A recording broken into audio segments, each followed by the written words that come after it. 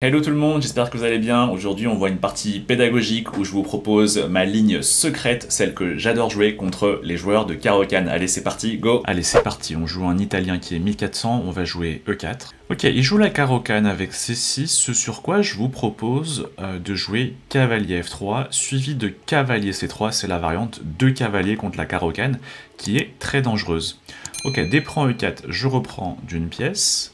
Et il joue la ligne avec cavalier F6 qui est intéressante, c'est une ligne assez à la mode. Son idée, c'est que si je prends en F6, il va reprendre du pion E. Certes, je double ses pions colonne F, mais après il a un développement de pièces qui est très simple avec fou D6 suivi de petit roc. Et c'est une structure qui n'est pas si simple à jouer pour les blancs.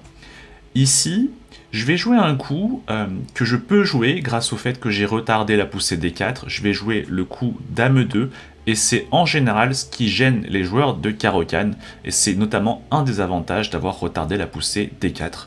C'est que sur ce coup cavalier F6, je ne suis pas obligé de rentrer dans cette structure avec cavalier prend F6, E prend F6. Ici, je peux jouer plutôt Dame 2. L'avantage de Dame 2, c'est que maintenant, en cas de prise, je reprends de la Dame et la Dame est très puissante.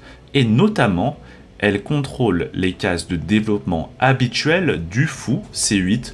Or, le fou C8 dans la Caro-Kann, c'est souvent un gros souci. On a du mal à le développer et en général, on veut le mettre en G4 ou en F5 et uniquement après jouer E6 pour pas avoir un fou enterré en C8. Mais le problème de cette ligne avec Dame 2K et prend E4, Dame prend E4 pour les noirs, c'est que justement, désormais ma Dame est très forte en E4 et elle empêche le développement du fou C8, si bien que mon adversaire finalement renonce même à le développer et il enterre totalement son fou en C8. Et ça, c'est un avantage pour moi et c'est uniquement maintenant que je vais jouer D4. Et donc ça, c'est un des gros avantages de la Caro-Kann de cavalier, cavalier F3, K C3. Je retarde la poussée D4, ce qui me donne des avantages supplémentaires dans l'ordre de coups. Et finalement, je joue D4 quand ça m'arrange. C'est un des principes majeurs de cette ligne avec les blancs. Ok, il joue fou D6, tranquillement je vais jouer fou D3 pour développer mes pièces, ensuite préparer la mise en sécurité du roi avec petit roc. A noter que cette batterie du coup empêche le petit roc des noirs parce qu'il y aurait Dame prend hachette, échec et mat. Ok, mon adversaire qui joue Dame B6, parce qu'il a remarqué que justement il pouvait paroquer, mais est-ce que ça vaut le coup de développer sa Dame alors que ses pièces mineures ne sont pas encore développées? C'est pas sûr. Je vais tranquillement faire petit roc pour mettre mon roi en sécurité. Ok, et il joue F5, parce que justement, il est terriblement embêté par le fait que sur petit roc, il y a F5, mais F5, j'aime pas du tout. Pourquoi? Parce que désormais, il a un pion faible en E6, qui est sur colonne semi-ouverte pour moi, ce qui veut dire que mes tours vont facilement pouvoir intervenir pour attaquer cette faiblesse.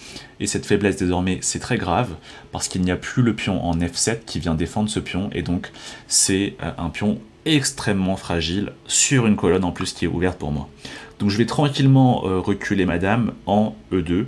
A noter ici que je menace éventuellement fou prend F5, E prend F5 qui serait impossible parce qu'il y aurait échec au roi E8. Ok, mon adversaire qui joue fou D7, donc il rock pas tout de suite. J'aime pas trop fou D7 parce que du coup ça bloque la case naturelle de développement du cavalier B8 qui est D7 et en plus ça ne part pas la menace de fou prend F5. Le pion étant toujours cloué, donc j'y vais, je fais fou prend F5. Mais c'est assez intéressant à noter comment cette ligne avec les deux cavaliers dans la Caro-Kann a totalement sorti mon adversaire de ses plans habituels. Et finalement, c'est un peu un naufrage ici qu'on assiste dans cette Caro-Kann pour les noirs. Ok, mon adversaire qui joue au roi E7, c'est un coup assez étrange. Alors certes, je comprends qu'il a cette volonté de défendre le pion E6 que j'attaquais 2 fois, mais le matériel n'est pas le seul élément du jeu. Un autre élément qui est important, c'est la sécurité du roi. Et pour le coup, en déroquant volontairement son roi et en le mettant en plein au centre, c'est extrêmement dangereux ce que fait mon adversaire. J'ai une diversité d'options ici. Je peux jouer fou G5 pour développer le fou avec tempo, attaquer en plus le roi noir. J'ai aussi l'idée de faire fou prend E6 et sur fou prend E6. Après, je peux continuer avec tour E1. Et en fait, j'ai l'impression que je récupère le fou E6 qui ne peut pas être défendu par les noirs. On peut y aller pour ça. Fou prend E6. Ok, et désormais tour E1, et vous voyez, le fou E6 est cloué. C'est un thème tactique très important. Les pièces clouées ont beaucoup de mal à se déplacer lorsqu'elles sont attaquées, tout simplement parce qu'elles sont clouées, et donc il ne faut pas hésiter à rajouter des forces sur ces pièces clouées. Très souvent, ça mène au gain d'une pièce. Ici, mon adversaire qui ne peut pas rajouter de défenseur sur le fou E6, il tombe au prochain coup. Ok, ici on se fait plaisir, dame prend E6, et vous voyez, c'est un des inconvénients majeurs de roi E7, c'est que le roi est extrêmement fragile, ici en plein milieu de l'échiquier. Alors, comment je pourrais continuer ici? J'ai une diversité d'options. Je pense que je vais commencer avec fou G5, pour faire échec au roi noir, qui est obligé d'aller en C7. Ici, un thème important à noter lorsque vous attaquez un roi adverse qui est au centre de l'échiquier, c'est qu'en général, il faut ouvrir les lignes pour fragiliser davantage le roi adverse, le mettre à nu et permettre à vos tours de rentrer en jeu. Donc je vais faire ici des prend C5. Ok, il joue dame prend C5, c'est plutôt un bon coup, parce que je pense que sur fou prend C5, il y aurait eu fou F4, et son roi est vraiment au bord de l'échec et mat. Donc dame prend C5, plutôt bien joué, et ici, encore une fois, je vais chercher à ouvrir au maximum la position, je joue B4, et si la dame prend B4, je suis assez content d'ouvrir la position, potentiellement la colonne B qui s'ouvre, ce qui peut être intéressant pour une de mes tours. Et puis s'il ne prend pas le pion B4, potentiellement après j'ai du C4, puis du C5, et je viens rajouter des attaquants supplémentaires sur le roi noir. Mais là vous voyez, c'est typiquement un sacrifice de pion qui est intéressant. On peut se dire que c'est bizarre, les blancs donnent un pion, mais encore une fois, le matériel n'est pas le seul élément du jeu. Je donne ce pion volontiers, parce que en échange, ça affaiblit davantage le roi noir. Je continue avec tour AB1, et maintenant, j'ai rajouté un attaquant supplémentaire autour du roi noir. Ok, ici je vais continuer avec C4. Mon idée, elle est multiple. La première, c'est peut-être de jouer tour B5, pour ramener un attaquant supplémentaire, attaquer la dame noire. Et éventuellement, j'ai aussi des idées de fou E3 suivi de C5, encore une fois une poussée de pion qui va permettre d'ouvrir davantage les lignes sur le roi noir. Alors regardons ici, il y a deux options, fou E3 ou tour B5.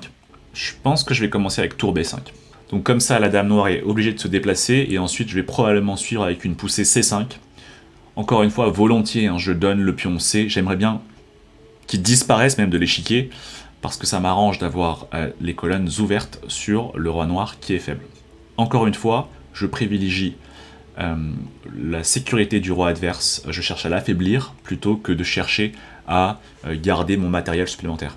Ok, ici, dame prend C4, grosse erreur, tout simplement, dame prend C4, et mon adversaire qui vient de donner une dame, il abandonne très logiquement.